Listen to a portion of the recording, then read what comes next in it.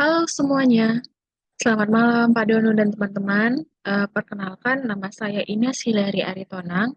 Pada kesempatan kali ini saya akan mempresentasikan salah satu topik yang saya pilih, yaitu ada Contemporary Challenges in Global Talent Management. Hal-hal apa saja yang akan kita bahas pada presentasi saya kali ini adalah yang pertama, Why Talent Analytics, yang kedua, Technology and Talent Analytics, yang ketiga adalah Succeeding with Talent Analytics. Talent Analysis. Talent Analytics adalah proses pemberian masukan berbasis bukti untuk kegiatan dan proses manajemen bakat yang menginformasikan keputusan terkait bakat di dalam organisasi. Nah, talent analytics ini dapat menjadi alat strategis dalam mengelola bakat di organisasi. Mengapa sih perlu talent analytics?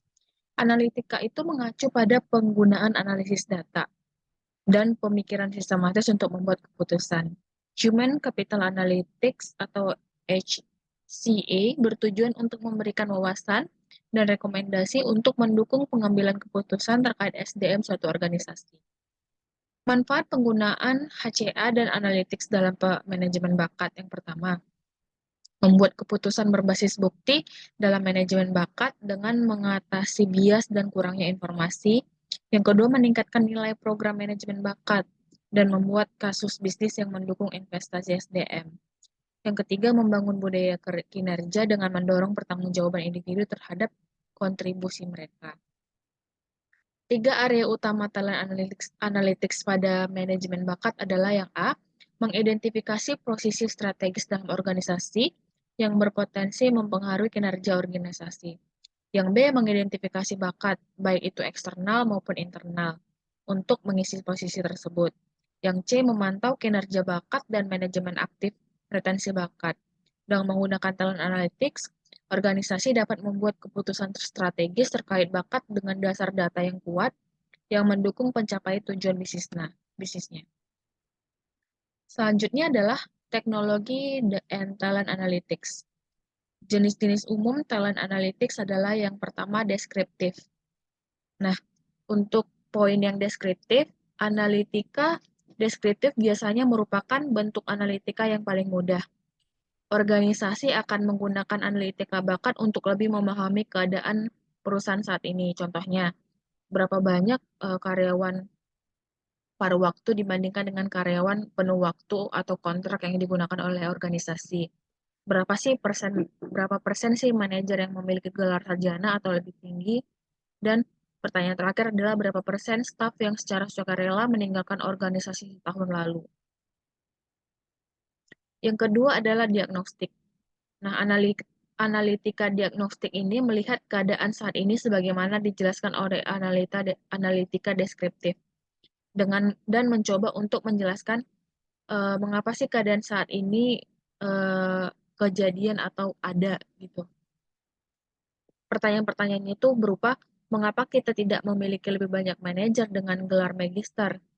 Yang kedua, mengapa begitu banyak staf keluar tahun lalu? Atau mengapa begitu banyak karyawan baru meninggalkan perusahaan dalam waktu 1 tahun setelah direkrut. Selanjutnya adalah preskriptif. Nah, pada jenis talent analytics ini, analitika preskriptif bisa meramalkan masa depan itu bagus selama Anda yang berada di perusahaan itu dapat melakukan sesuatu dengan penglihatannya. Analitika preskriptif melibatkan pengambilan prediksi terbaik tentang masa depan. Nah, sebagai contoh adalah organisasi um, yang melakukan analisis hipotesis tentang tingkat atrisi staf kunci dalam contoh analitika bakat preskriptif di atas mungkin memutuskan berdasarkan analisis perspektif bahwa uh, perlu segera mulai mengembangkan bakat internal untuk mengisi peran kunci yang kemungkinan besar berisiko sesuai dengan atrisi yang diprediksi. Analitika preskriptif melibatkan mengambil prediksi terbaik tentang masa depan. bersama dengan observasi tentang masa lalu dan keadaan saat ini, dan menyarankan langkah tindakan untuk masa depan. Nah, talent management. Menurut Binbaeva 2017 menyebutkan bahwa HCE adalah kemampuan organisasi yang berakar pada 3 kategori tingkat mikro, individu, proses, dan struktur, yang terdiri dari 3 dimensi: kualitas data, kompetensi analitis, dan kemampuan strategis untuk bertindak. Selanjutnya adalah berikut adalah pertanyaan-pertanyaan untuk membangun HCA secara umum. Ada 3 pertanyaan kunci. Yang pertama, mengapa kita perlu melakukan ini? Apa yang ingin kita capai? Yang kedua, apa pertanyaan utama kita? Yang ketiga adalah bagaimana kita dapat membawa wawasan berbasis analitik menjadi kenyataan. Nah, berikut adalah 8 step untuk memastikan bahwa analitik bakat digunakan secara efektif untuk membuat keputusan didasarkan pada data yang solid. Yang pertama itu adalah define the objective. Yang pertama, kita harus tentukan dulu tujuan analitik bakat. Yang kedua adalah kita bangun tim analitik bakat yang kuat. Nah, diperlukan tim yang berdedikasi untuk bisa mengembangkan dan menggunakan analitik bakat secara strategis dan efektif. Nah, biasanya tim ini itu bisa terdiri dari orang-orang berbagai bidang seperti tim IT, HR, hukum, dan lain-lain. Selanjutnya adalah kita tentukan bakat analitik sesuai berdasarkan tujuan yang telah ditetapkan. Langkah berikutnya menentukan bentuk analitik bakat mana yang mungkin sesuai untuk setiap hasil yang diinginkan. Bisa itu deskriptif, diagnostik, prediktif, atau preskriptif. Yang keempat adalah tentukan metrik yang relevan. Analisis data memerlukan penciptaan beberapa metrik yang dapat mendukung perbandingan data yang sebanding. Nah, metrik-metrik ini mungkin mencakup hal-hal seperti ya, ada jumlah karyawan, kepuasan karyawan, dan produktivitas karyawan. Selanjutnya adalah mengumpulkan data atau gathering data. Kumpulkan data metrik analitik bakat itu harus dirancangkan berdasarkan input data yang mudah diakses. Selanjutnya analisis data atau analyze data. Setelah data yang diperlukan telah dikumpulkan, data itu perlu dianalisis dan diinterpretasikan. Proses dan alat tambahan yang digunakan untuk analisis data yang akan tergantung pada jumlah data yang dikumpulkan. Selanjutnya adalah develop and implement policy adjustment. Nah, perusahaan perlu mengembangkan dan menerapkan penyesuaian kebijakan data analitik bakat yang dikumpulkan dan memberikan wawasan yang mungkin mendorong perubahan dalam kebijakan atau praktik. Misalnya, jika data yang menunjukkan bahwa karyawan baru meningkatkan perusahaan dalam waktu 1 tahun setelah direkrut, hal itu memerlukan penyelidikan lebih lanjut untuk menentukan mengapa di balik angka-angka tersebut. Kemudian tindakan perlu diambil untuk membuat penyesuaian terhadap kebijakan atau praktik yang mungkin mempengaruhi penggantian karyawan. Nah, yang terakhir adalah measure and repeat, ukur dan ulang. Proses analitik bakat adalah interaktif, baik lingkungan internal maupun eksternal itu berubah. Strategi bisnis baru diterapkan dan strategi SDM baru harus mengikuti.